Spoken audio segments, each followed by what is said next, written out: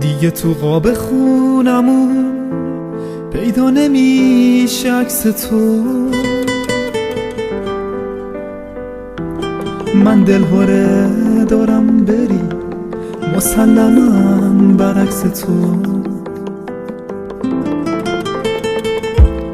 همش به تو فکر میکنم، به تو که ساده رد شدی، کنار این پیاده گذشتن و بلد شدی. متاسفم برای لحظه هایی که هدر شد، خیلی زود بهارمون رفت، عیدمون 13 به در شد. متاسفم که بی تو چشمای آینه خیسم، دیگه از این جای قصه ما رو بی هم می نویسم. متاسفم برای لحظه هایی که هدر شد، خیلی زود بهارمون رفت، عیدمون 13 به در شد. متاسفم که بی تو چشمای آینه خیسم، دیگه از این جای قصه ما رو بی هم می نویسم.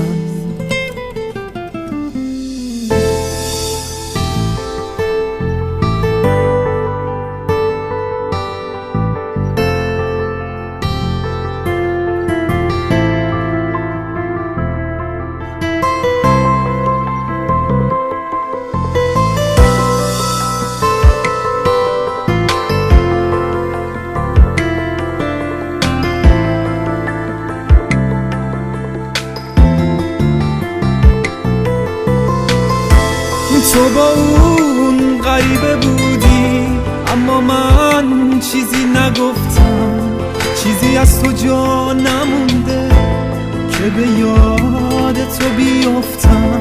یه غریبه بین ما بود، حس می‌کردم از نگاهت، یه غریبه پشت پرده که چشاش مونده به راهت.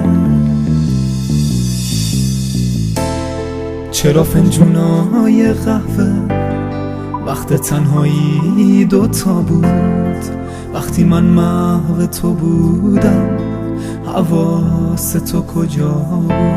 وقتی یاد تو میفتم که چه حرفایی میگفتی، مثل قطره های اشکم داری از چشام میفتی. متاسفم برای لحظه هایی که هدر شد، خیلی زود بهارمون رفت، عیدمون 13 به در شد. متاسفم که بی تو چشمای آینه خیسم، دیگه از این جای قصه ما رو بی هم می نویسم. متاسفم برای